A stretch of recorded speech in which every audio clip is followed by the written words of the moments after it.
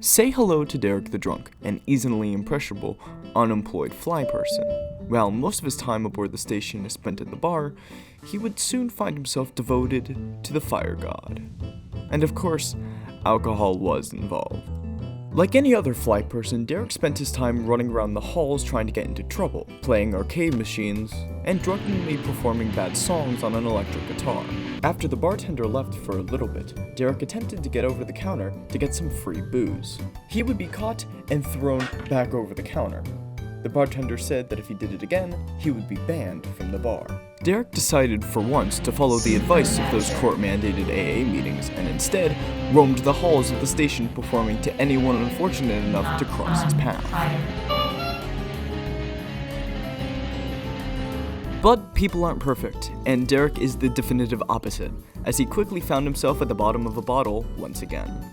Derek, while walking back to his quarters in a drunken state, would then find a skateboard. He would kick the robot that was on it off and take it for himself.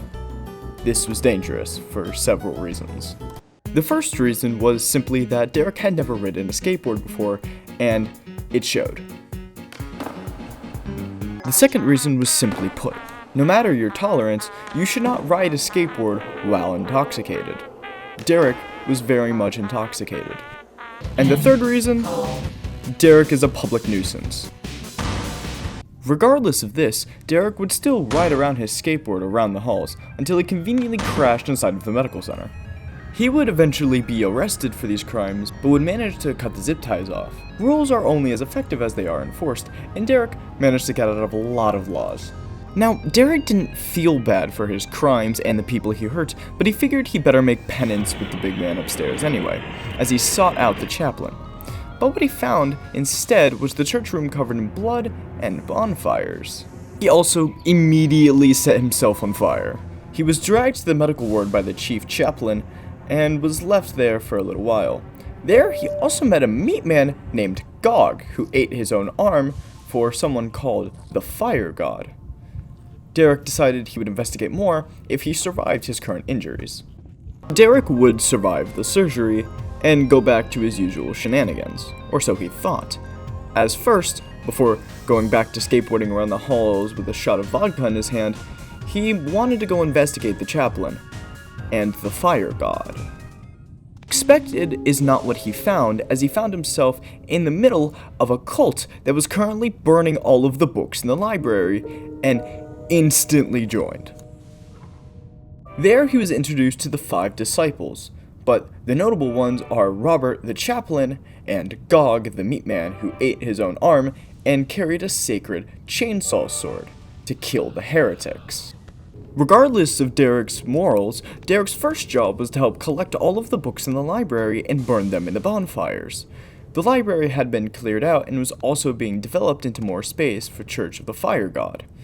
Derek returned with books and proceeded to throw them into the bonfires several times. He would then learn 3 very important things. 1. God speaks through a magic 8-ball. 2. He requires a sacrifice. And 3. They are not to leave on the evacuation shuttle, but instead undergo the final penance. A clown was chosen as the next sacrifice, and even with it wielding a baseball bat, Derek believed the Fire Lord would give him strength.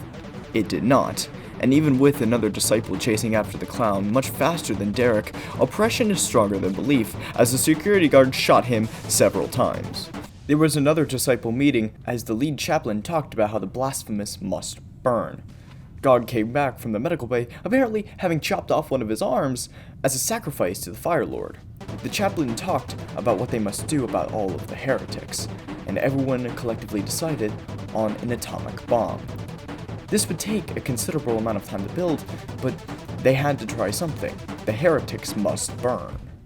A few minutes later, a doctor disciple decided that it was their time to undergo the final penance, and Derek finally got to find out what that meant.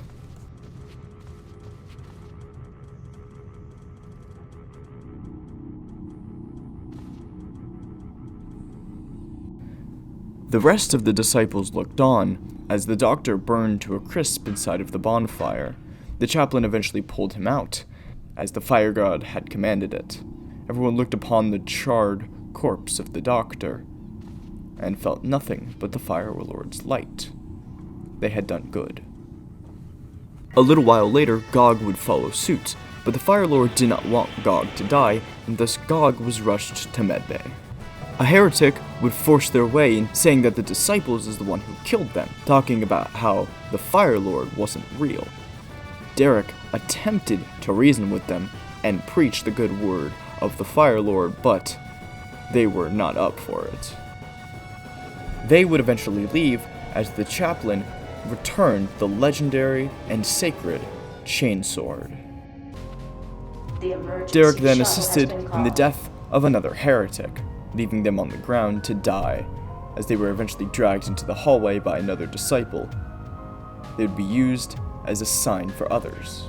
Gog would then return to medbay, and the living disciples would then meet once again, discussing what they could possibly do to burn the heretics.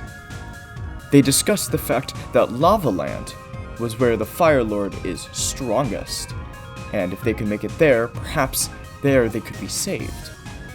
But there was almost no time. Revolutionaries had just broken into the bridge, and people were dying.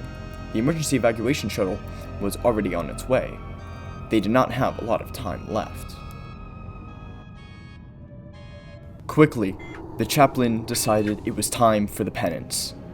Derek was nervous about it, saying that he didn't want to do it. But he had no choice. He had to serve the Fire Lord's needs. The Fire Lord confirmed that it was definitely time for the penance, and Derek decided it was time for him as well. Derek was the last to have the Fire God's fingers clapped over his mortal body, the flames surrounding him, burning him, but he felt not an ounce of pain. He felt light.